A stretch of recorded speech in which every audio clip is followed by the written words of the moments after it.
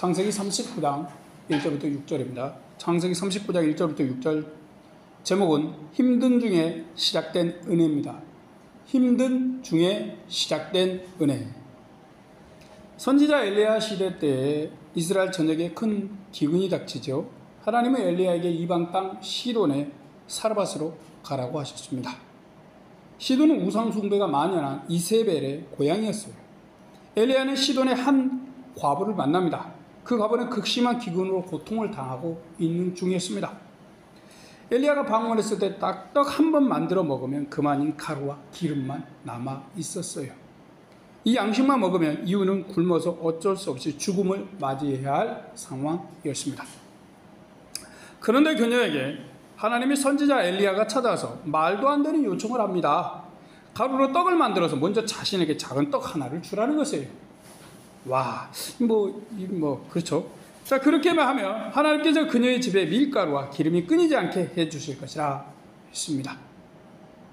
큰 기근으로 힘든 상황에 경험으로 하나님을 알지 못하는 여성에게 큰 믿음을 요구한 것이죠. 하나님을 한 번도 믿은 적이 없는 사람에게 그런 요구를 갑자기 했습니다. 사로한 여인은 하나님이라는 신에 대해 듣기는 했어요. 그러나 그 신은 이스라엘의 신이었습니다. 그런 그녀는 그 신의 선지자인 엘리야의 말에 순종합니다. 그러자 엘리야가 말한 대로 어떤 일이 벌어집니까? 힘든 중에 하나님의 은혜를 경험하기 시작했습니다. 그녀와 아들은 기근이 끝날 때까지 기름과 밀가루가 떨어지지 않게 되었어요. 먹고 죽으리라! 자기만을 위한 것이 아니고 하나님의 선지자에게 내놓았어요. 왜? 하나님의 선지자는 이미 하나님의 약속을 받고 와서 그 과부에게 요구했던 것이죠. 그래서 어떻게 됐습니까? 힘든 그때부터 도리어 하나님의 은혜가 시작된 것입니다. 요셉은 평안할 때 자신을 자랑하고 자신의 힘을 믿었습니다. 많은 사람들처럼 그랬어요. 자, 이래서 형제들의 시기와 미움을 받았습니다. 결국 한 집안의 귀한 도련님이 애굽의 노예로 팔리는 극심한 고난을 경험하게 됩니다. 이전까지 하나님을 의지하지 않고 신뢰하지 않았던 요셉이죠. 노예가 되면서 의지할 분은 하나님밖에 없게 되었습니다. 그러나 놀라운 일은 이때부터 시작됩니다. 노예가 된 요셉에게 하나님께서 그가 하는 일마다 은혜를 베풀기 시작하신 것입니다. 그런 하나님의 은혜를 체험하기 시작하면서 힘든 삶에서 위로를 받을 수가 있었습니다. 이 시간 힘든 중에 시작된 은혜라는 제목으로 말씀을 새겨봅니다. 우리의 삶이 늘 형통한 건 아니지요. 오늘은 잘 된 것 같지만 또 어떤 때는 힘듭니다. 그런데 힘든 시기에 우리를 도울 리가 아무도 없다면 우리는 더욱 하나님을 의지할 수밖에 없습니다. 자, 그리고 이런 힘든 때에 우리는 하나님의 은혜가 시작됨을 경험하게 됩니다. 이때 우리는 요셉처럼 하나님을 더 신뢰하면서 전보다 믿음이 자라기도 하지요. 요셉은 아버지 야곱의 사랑을 받으며 특별한 옷을 입었었습니다. 아버지 사랑을 받으면서 자만했어요. 형들에게 꿈자랑도 하고 하나님은 제대로 의지하지 않았습니다. 하나님보다 자신을 믿고 자기 힘과 능력을 의지했어요. 아쉬운 게 없었어요. 그는 형들에게 시기와 미움을 받아 애굽의 노예로 팔려가 버립니다. 아버지의 사랑과 하나님의 꿈 비전을 받았지만 삶이 어때요? 형통하지 않습니다. 요셉은 갑자기 애굽 노예로 전락한 힘든 고난의 시기를 맞이합니다. 1절입니다. 요셉이 이끌려 애굽에 내려가며 바로의 신하 시대장 애굽 사람 보디발이 그를 그리로 데려간 이스마엘 사람의 손에서 그를 산이라. 가나안 아버지 집과 달리 애굽에서 그를 사랑해주는 사람은 없죠. 자랑할 일도 없습니다. 아무런 힘없는 노예인 자신을 의지할 상황도 아니죠. 도련님의 삶에서 아주 힘든 노예의 삶이 시작되었습니다. 그는 천의 고아와 같은 사람이 되었어요. 그가 할 수 있는 건 무엇일까요? 그는 누구를 의지해야 할까요?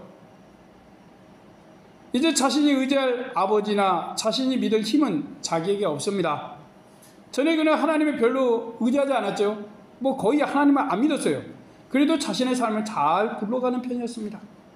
하지만 애굽의 노예 생활에서 드디어 하나님을 찾기 시작했습니다.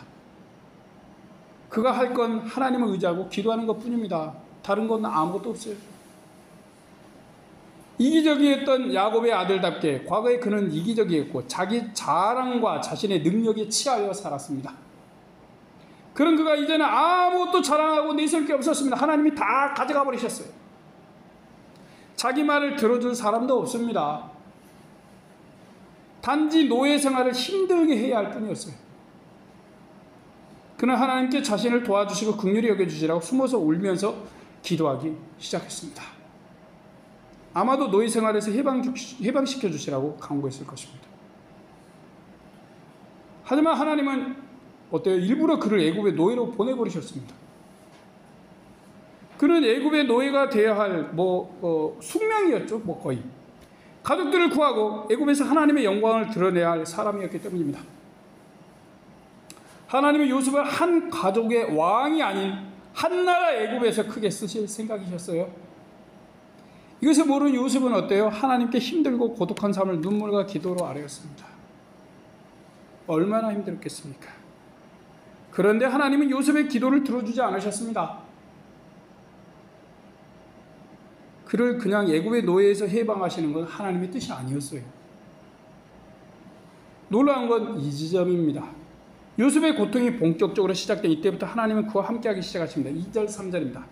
여호와께서 요셉과 함께 하심으로 그가 형통한 자가 되어 그 주인 애굽 사람의 집에 있으니 그 주인이 여호와께서 그와 함께 하심을 보며 또 여호와께서 그의 범사에 형통케 하심을 보았더라. 하나님이 요셉을 출애굽시키는 대신 그가 하는 일에 은혜를 베풀기 시작하십니다. 그가 하는 모든 일을 소위 형통케 하십니다. 전에 아버지 야곱의 집에 있을 때는 그는 그렇지 못했어요. 도리어 형들의 시기와 미움 질시의 대상이었습니다. 아버지를 제외한 그 누구도 그의 말에 귀 기울이지 않고 따르지 않았어요. 그의 삶은 아버지의 인정에 특별한 잘됨은 없었습니다. 그는 당시 겸손하지도 않았죠. 하나님을 의지하지는 더욱 않았습니다. 그런 이유로 하나님은 그와 함께하기 어려우셨습니다. 당연히 그가 하는 것들에 복을 주실 이유도 없으셨죠. 그는 애굽에 가야만 하는 사람이었던 것입니다. 그래야 하나님을 의지하고 겸손해지기 때문입니다. 하나님은 겸손의 시간, 하나님을 믿을 시간을 허락하십니다.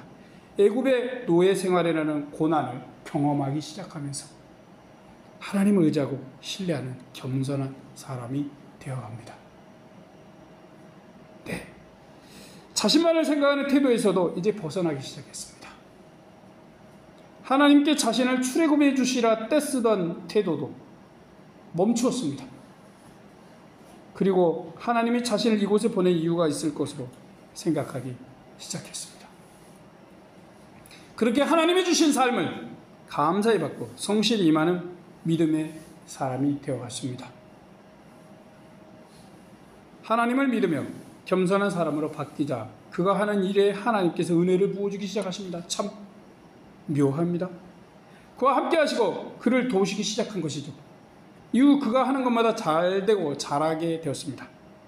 그의 주변 사람들은 그가 여호와 하나님을 믿는 사람임을 알았습니다. 그리고 그가 하는 일마다 지혜롭게 잘하는 것을 보며 하나님이 그와 함께 하시고 도우신다고 믿게 되었습니다. 그가 믿는 신, 여호와라는 신이 지금 그를 돕고 있구나 믿게 되었죠. 그를 산 보디발도 하나님이 그와 함께 하심을 봤습니다. 그는 요셉을 보면서 이 친구는 일도 잘하고 신뢰할 만하네 라고 믿게 되었어요. 그래서 집안의 모든 일을 맡는 총무 곧 집사직을 맡겠습니다. 4절입니다. 요셉이 그 주인에게 은혜를 입어 섬김에 그가 요셉으로 가정 총무를 삼고 자기 소유를 다 그 손에 임하니. 재밌는 것은 여기에요. 자신의 상황과 상관없이 하나님은 함께 하시고 형통케 하기 시작하셨습니다. 물론 인간 요셉이 생각했던 형통과 하나님이 주신 형통은 같지 않아요. 그는 전에 도련님으로 왕자처럼 되는 삶을 꿈꾸었습니다. 그러나 하나님은 애굽의 노예 총무로 그를 형통케 하십니다. 그가 노예가 돼서야 하는 일이 잘 되는 은혜를 베푸시기 시작하십니다. 요셉의 손이 닿은 곡식과 가축들이 풍성한 수확과 중단, 번성은 이릅니다. 5절입니다.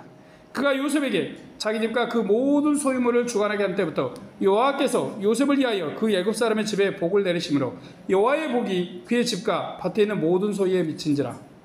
과거 요셉은 어땠어요? 아버지 야곱의 집에서 잘됨을 꿈꿨어요. 소위 형통함을 꿈꿨습니다.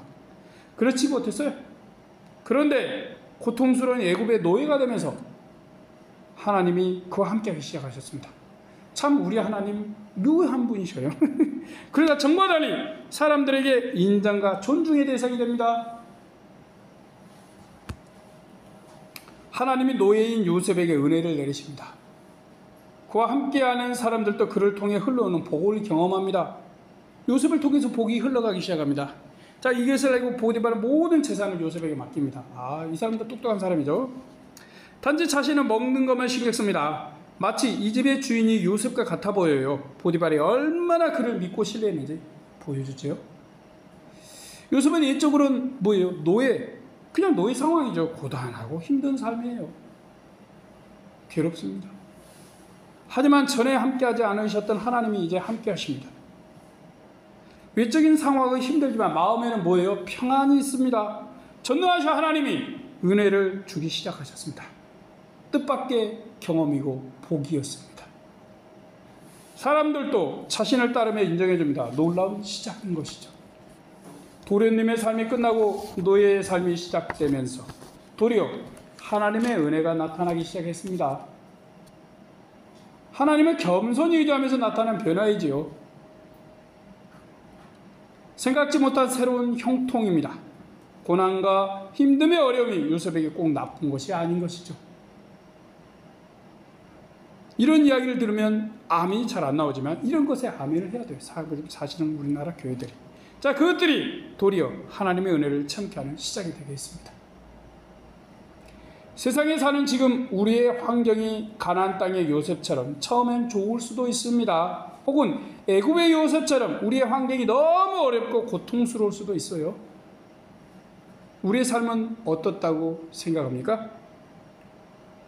소위 형통합니까? 형통하지 않나요? 우리가 잘 되어야 하나님 안에서 잘 되고 있습니다. 형통하고 있습니다. 라고 말할지 모릅니다. 하지만 우리는 본문을 대하면서 우리의 형통, 소위 범사의 잘됨이라는 의미를 다시 생각해야 합니다. 요셉은 가나안 아버지 야곱의 집에서 도련님을 왕자처럼 형통하길 바랐습니다. 하나님께서 즉시 자신을 왕처럼 만들어주시길 기대했어요. 그 꿈처럼. 그러나 어떻습니까? 그는 가나안에서 형통하지 못합니다. 형제들은 그를 싫어하고 미워했습니다. 그리고 어떻게 돼요? 애굽의 노예가 되어버렸습니다. 이게 무슨 복이고 형통입니까? 망한 것이죠. 완전히 망한 것이에요. 전에 어떤 교회에서 강단 뒤에 써진 글을 보았습니다. 기도는 만사 형통이다. 뭔가 멋진 말이었어요. 자, 우리가 기도하면 하나님께서 우리의 모든 일을 다 잘되게 완전히 오케이 땡큐라고 해주신다는 뜻입니다. 저는 이 글이 성경 말씀인 줄 알고 굳게 믿었습니다. 와, 기도하면 만사니까 모든 게 잘 될 거야 무조건. 그런데 후에 성경을 찾아보니까 이런 말씀 없어요. 이 성경 말씀을 준비하면서 다시 찾아보니까 없습니다. 와, 이게 뭐지? 그냥 그 교회 목회자가 자기 마음대로 쓴 말이었어요. 와, 기도는 만사 형통이다. 만사까지. 물론 형통이라는 단어는 본문에서처럼 성경 여러 군데에서 비슷한 의미로 나옵니다. 하지만 하나님께 기도하면 우리의 모든 일을 잘되게 하신다는 말씀이 있어요? 없어요? 없어요. 성경에. 기도는 만사를 변화시킨다는 애매한 말씀이 있긴 한 것도 같은데 어쨌든 변화시킨다고 형통이란 완전 다른 말이에요. 우리가 기도하는 족족 다 이루어지면 우리는 어때요? 예수님의 능력을 가졌습니다. 와, 대단한 거죠. 내가 예수님, 죄송합니다, 예수님. 모든 일이 우리의 뜻한 바대로 잘 이루어진다면 우리는 거의 신에 가까운 자들이죠. 요즘 어떤데 길거리에서 하고 교회에서 하는 분들 있는데 막 성도들에게 지시하다시피 하면서 막 아멘 시키고 막 뭔가 떨어지게 하는 것처럼 하는데 알고 보면 아무것도 떨어진 게 없습니다. 그냥 흥분시키고 있어요. 자, 우리가 하나님을 믿는다고 모든 일이 무한 만사 형통이라는 것은 없습니다. 그런 말을 한다면 뭐예요? 거의 사입인 거죠. 하나님을 믿는 모든 이에게는 크고 작은 시련과 어려움이 있습니다. 이게 성경 말씀 진리입니다. 십자가를 지라고 했죠. 십자가 벗어 던지고 왕관을 쓰라고 예수님이 말씀하신 적이 있습니까? 없어요. 그런데 어때요? 십자가는 온데간데 없고 왕관만을 찾고 있습니다. 만사가 형통할 것이라 노! 만사가 형통하지 않습니다. 우리는 요셉이 만사 형통하지 못했음을 본문에서 봅니다. 뭐 요셉만 그랬습니까? 아브라함, 이삭, 야곱 다 그러는데요. 물론 하나님은 우리의 기도를 들어주십니다. 하지만 다 들어주시는 건 아니시죠. 그러기에 기도는 만사형통이란 말은 뭐예요? 엉터리인 것입니다. 성경 말씀 없어요. 그런데도 우리는 우리의 만사형통을 소원합니다. 다 모든 것이 잘 되면 좋겠어요. 들어가고 나가고 복을 받고 강줄에도 복이 넘치고 밭에 넘치고 회도 넘치고 모든 것이 다 잘 되면 어떻게 될까요? 부자 되겠죠. 일단은 그게 만사형통인데, 그런데 우리 뜻대로 이 세상의 일이 흘러가지 않죠. 잘 되길 바라는 일이 잘 되지 않고 힘든 일이 생기는 걸 우리는 자주 봅니다. 네, 제가 예전에 기도했더니 기도한 이후에 뭐가 떨어지더라고요. 밖에 가는 게 아니고. 기도하고 나갔더니 차가 뒤에 와서 봤습니다. 아, 신기하죠. 그런데 또 웃기는 것은 기대하지도 않았는데도 엉뚱한 데서 갑자기 우리에게 좋은 일이 오는 것을 배워온다. 갑자기 기도하지 않았는데 이게 무엇이지? 기도한 건 안 이루어지고 안 기도한 것이 이루어져요.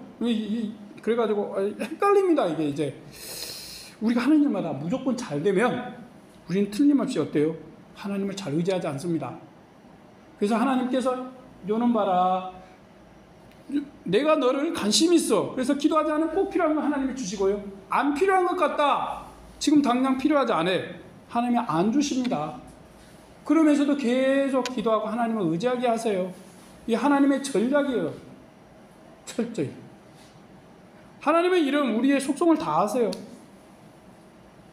우리 하나님은 우리가 일방적으로 잘 돼서 하나님을 신뢰하지 않는 걸 기뻐하지 않으십니다. 일방적으로 잘 되면 뭐예요? 하나님을 신뢰하지 않아요. 내가 하나님이 돼버립니다.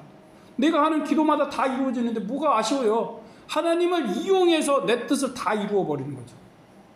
하나님의 뜻이 아니라 내 뜻이 이루어지기 시작합니다. 그러니까 모든 것이 내가 기도하는 족족 다 잘 된다 그러면 조심하십시오.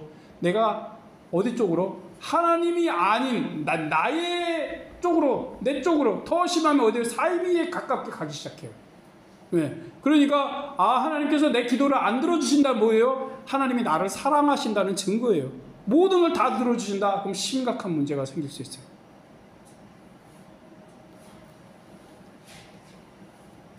우리 하나님은 우리가 일방적으로 잘 돼서 하나님을 믿지 않는 거 기뻐하지 않으셔요. 그럼 무슨 소용이 있어요? 하나님을 믿으라고 부르셨는데.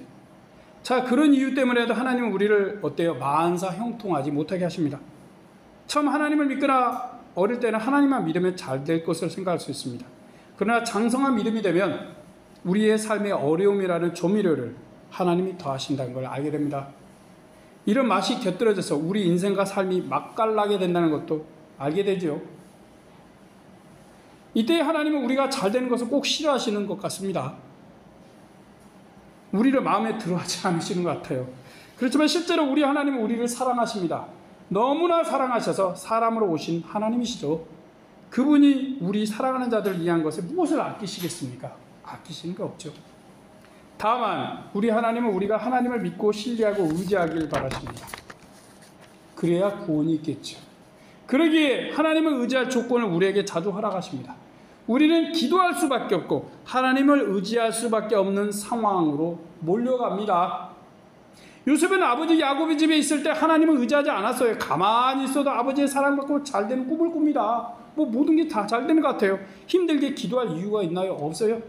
무엇 때문에 하나님을 의지하겠습니까? 저절로 막 이루어지고 있는데 뭔가가.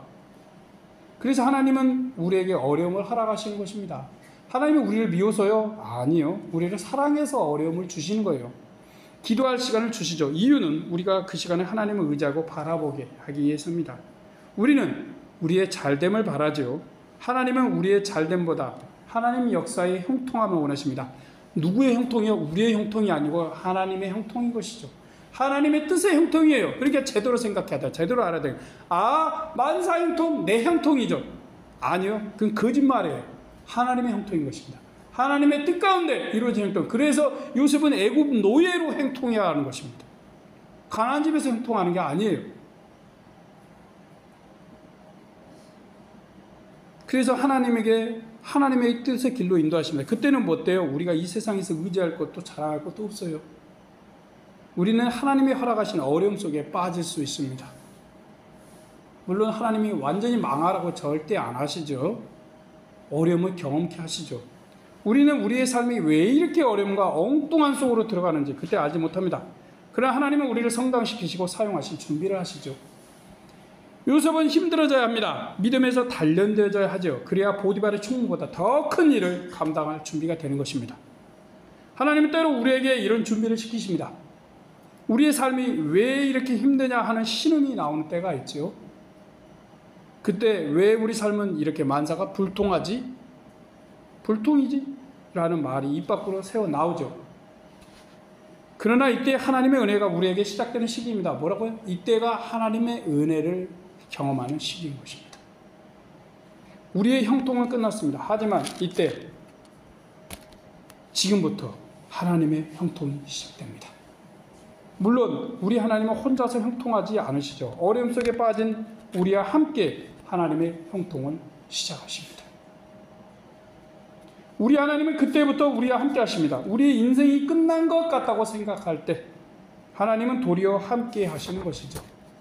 하나님은 우리 믿는 자의 믿음을 보십니다. 절박할수록 우리가 하나님을 의지하길 바라십니다. 우리 스스로 잘나서 자신을 자랑할 때 하나님은 함께하지 않으세요. 네 혼자 잘해보라 라고 놔두시죠. 그러다 우리가 끈떨어진 신세가 되면 하나님은 하나님의 은혜의 나라로 우리를 이끄십니다. 예, 참 묘하죠. 정말 묘합니다. 하나님의 은혜의 바다로 우리를 태워가십니다. 동동동동동. 하나님은 우리가 힘든 때 더 가까이 다가오시고 우리에게 더 은혜를 주시지요. 우리가 어려움 속에 믿음으로 반응한 시간부터 우리에게 은혜를 주기 시작하십니다. 우리 주변의 사람들에게도 은혜를 경험케 하시죠. 우리로 인해 주변 믿지 않는 자도 소위 복을 받고 하나님의 은혜를 감접적으로 경험합니다. 우리는 힘들고 어려운 속에서도 하나님의 복을 흘려보내는 사람이 되는 것이죠. 세상의 형통함이 사라지는 그때가 우리에게 하나님의 은혜가 시작되는 때가 많습니다. 그렇게 되는 경우가 있습니다. 평안할 때 우리는 하나님을 자랑하기보다 자신을 자랑을 더 잘하죠. 세상에서 잘 나갈 때 하나님을 믿기보다 우리 자신의 힘을 더 잘 믿습니다. 그러다가 하나님이 우리에게 고난과 어려움을 허락하시죠. 우리 삶은 가끔 이런 격정적인 시간을 맞이합니다. 이때 우리는 세상적으로 불통하죠. 의지할 것도 자랑할 것도 없습니다. 예전엔 뭔가 있었는데 자랑할 것도 있고 사람들 앞에서 자랑하고 뭐 가끔 박수도 받은 것 같은데 없어요. 이제 다 없어집니다. 어쩔 수 없이 어때요? 우리는 이 속에서 하나님만 의지하고 겸손을 배우게 됩니다. 그때 우리는 하나님의 은혜의 시작을 어때요? 경험하기 시작합니다. 알고 보면 고난은 우리의 끝이 아니라 은혜의 시작인 것이죠. 우리는 힘든 상황일수록 하나님의 은혜가 시작될 수 있는 순간임을 믿으십시오. 혹 힘들고 어려운 상황이 있습니까? 하나님을 믿고 신뢰하고 나아가십시오. 그때 우리의 형통이 아닌 하나님의 형통을 경험케 될 것입니다. 이때 우리는 하나님이 우리를 향해 무엇을 기대하시는지 알게 될 것입니다. 또 하나님의 은혜가 우리에게 시작되었음을 보게 됩니다. 우리가 고난이나 힘든 속에서 겸손을 배우고 하나님을 의지할 때 하나님은 우리에게 은혜를 내려주시기 시작하십니다. 그래서 우리는 고난 속에서 더욱 하나님의 은혜를 기대할 수 있죠. 이것은 우리 믿는 자에게 주시는 또 다른 하나님의 놀라운 복입니다. 우리가 바라는 세상적인 잘됨이 이루어지지 않을 수 있죠. 도리어 힘든 상황이 올 수 있습니다. 그래도 여러분, 우리는 이것이 하나님이 주시는 은혜의 시작임을 믿는 믿음의 사람들이 되기를 바랍니다. 아멘. 기도하겠습니다. 전능하신 하나님,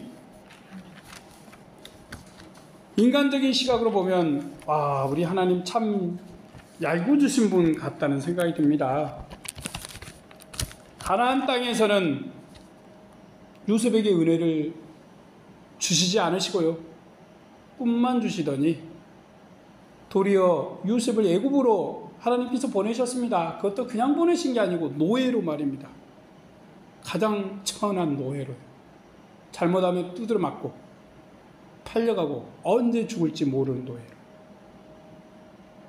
그런데 놀라운 것은 이때부터 하나님께서 그와 함께 하시고 은혜를 주시기 시작하셨다는 것입니다. 도대체 예전에는 무조건 기도하고 우리가 믿으면 하나님이 우리와 함께 하시고 막 은혜를 주시고 막 뭐가 넘치고 잘된 줄 알았습니다. 바보였던 것이죠. 성경 말씀을 보니까 전혀 아닌데 왜 마음대로 생각했는지 어리석었습니다. 하나님 용서해 주시옵소서. 그러면서 하나님 말씀을 통해서 봅니다. 하나님께서는 우리가 힘든 중에 도리어 은혜를 주시는 분이시라는 사실. 하나님을 의지하고 신뢰할 때 하나님께서는 우리와 함께 하시며 우리의 형통이 아닌 하나님의 형통으로 이끌어 가신다는 사실 말씀을 통해서 생각합니다. 기도는 만사의 형통이 아니고 기도는 하나님을 의지하는 것이고 신뢰하는 것이며 우리가 힘들 때 기도할 때 하나님이 우리에게 은혜를 주실 수 있는 시간이라는 사실을 생각합니다. 전능하신 하나님, 부족한 저희를 붙들어주시고 인도하여 주시옵시고 우리의 믿음이 어디에 가 있습니까? 아직도 우리 욕심대로 가나안 땅의 요셉처럼 아니면 그 아버지 하나님을 만나고 경험하고 바뀌기 전에 야곱처럼 그렇게 내 욕심대로 내 이익대로 나만을 위해서 형통하기를 바라고 있습니까?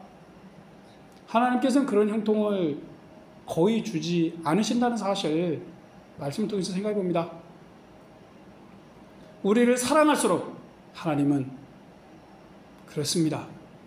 하나님 우리에게 힘듦이 있다는 것은 어려움이 있다는 것은 하나님께서 우리를 사랑하신다는 걸 오늘 말씀을 통해서 생각해 봅니다.